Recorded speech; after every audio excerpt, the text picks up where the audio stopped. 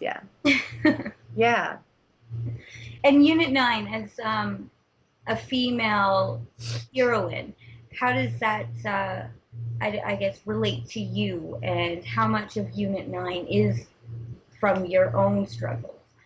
I would say like a lot, other than the fact that I'm not created by a scientist and I don't have any computer parts inside of me.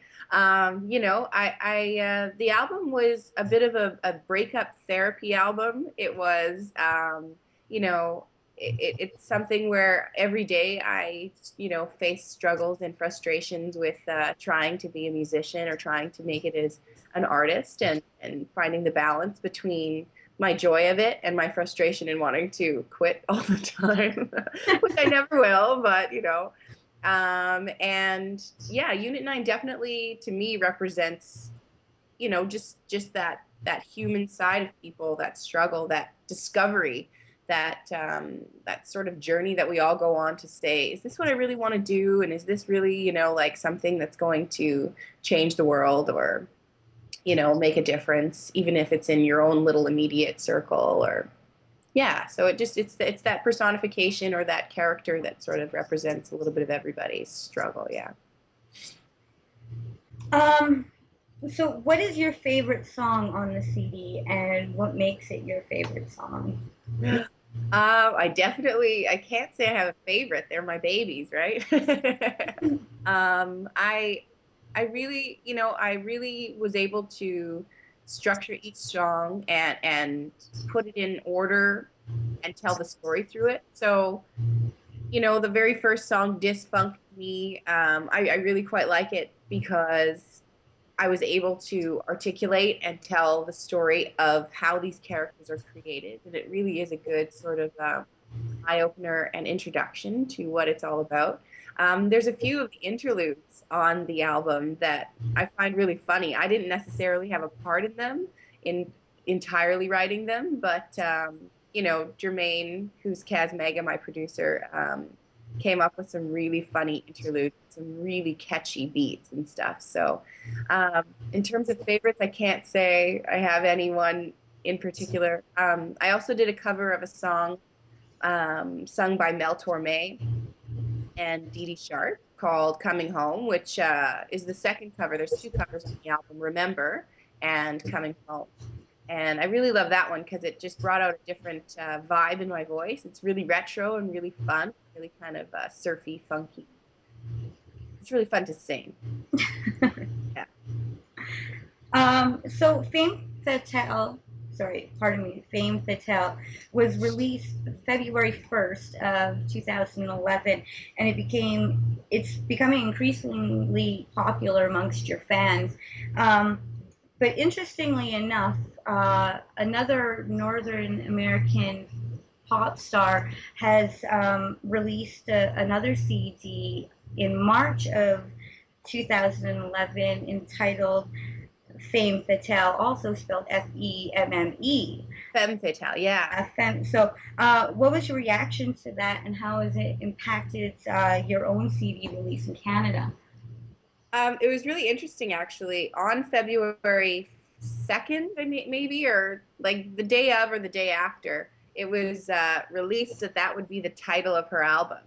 And I thought, on the day of my release, I get word that like Britney Spears, of all people, is, releasing this. So, me and my team kind of brainstormed and we thought, let's ride this wave. There's obviously no way to compete with the huge master umbrella of what Britney Spears represents, or the wave that she can create. But if we can jump on that bandwagon and sort of hashtag everything Fame Fatale and Femme Fatale, like on Twitter and Facebook, and really sort of play off of it, like I was less disappointed and more sort of excited that we could ride that wave. So yeah, I thought, this is kind of cool. It's kind of fun, and it just means that we're on point in Mhm. terms of our subject matter and where we want to go, and the relevance and the pop cultureness, if that's even a word, of how we're kind of there, right? We're not behind the times. We're not way ahead. We're just kind of sitting right in the right pocket. So, I mean, it's kind of flattery, if you will. It's kind of weird, but but yeah, it's good. Awesome. Yeah, and I noticed too that a lot of the songs on your CD, most of them are all written by you or partially written with you and your producer. I think with just like you said, a couple of covers that you chose to put on that CD.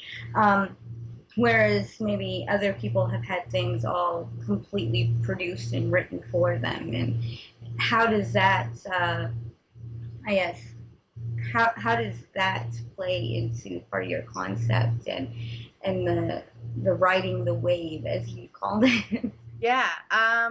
Well, I find it a struggle and both a blessing to be an independent artist because it allows you that freedom to be able to not have the sort of restrictions of having to have someone else write you your hits, having someone else have to control every move that you make. In terms of, and there's nothing wrong with a major record label. I mean, ultimately, wouldn't we all want to be signed to one? But the freedom that you do get from being able to be your own free artist, which again ties all into the concept of the whole CD. It allows you to have those options. I was able to write one of the songs with the producer of my first album in Vancouver here, called With No Emotion. And, it was so great to be able to sort of include and bring forward what I had done in the past and sort of incorporate it into the new album and stuff. So, yeah, I just began writing some songs for other people. Like I hooked up with a team in Toronto of songwriters, and it's kind of neat. But ultimately, I definitely like having a say and I really like the control in being able to choose the songs that I want, being able to say something in them. So for me, as much as I love doing covers, I think in terms of the original material, I will always want to have some sort of hand in what I'm saying and what the message is, and I love that. I love that aspect of it. So So, as we mentioned previously, you are starting a music video for your CD, and you're doing the Shangri-La's Remember Walking in the Sand, written by George Shadow Morton in 1964. You have that on your CD also. So I think the production is going to be this month all throughout May, if I'm correct. yeah. Um, so tell us about choosing that song and the video process. And what are you guys doing?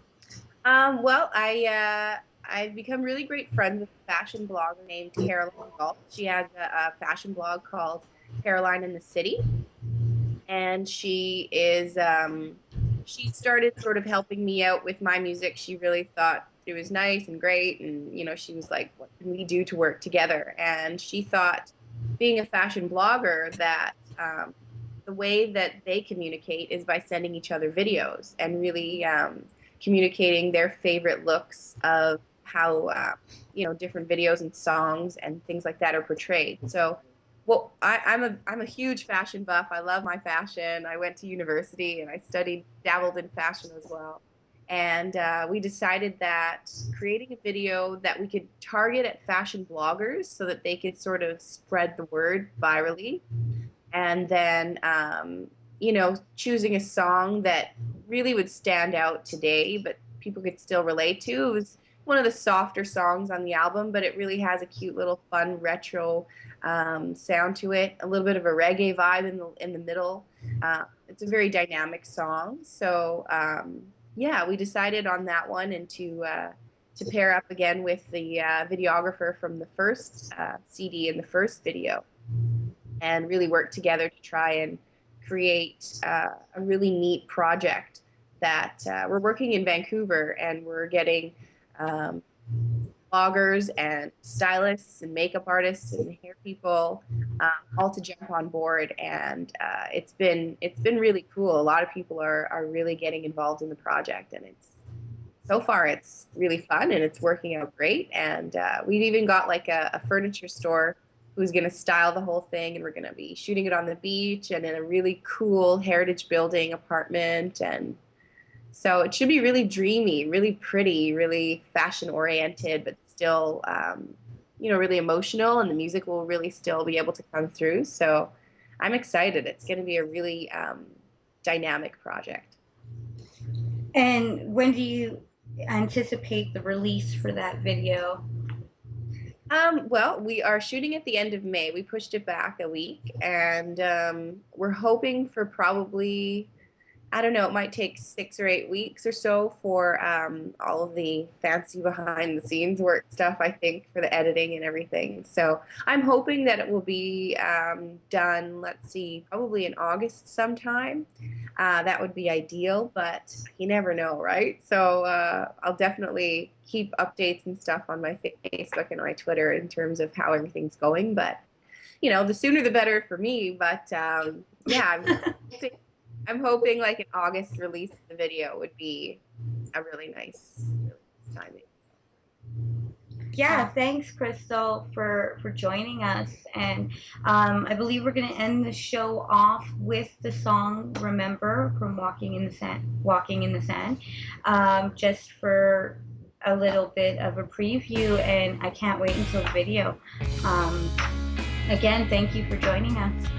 Thank you. Yeah, I really appreciate it. Yeah, thank you for interviewing me, and yeah, I love it. It's great. I'll be there for the jazz festival. So, come on out to the show. I'll definitely send you info on that. Nice. Yeah. Festival. Yay. Well, thank you, OnBeat, for having me. I really appreciate, chatting with you, and I wish you all the best, and we'll see you very soon.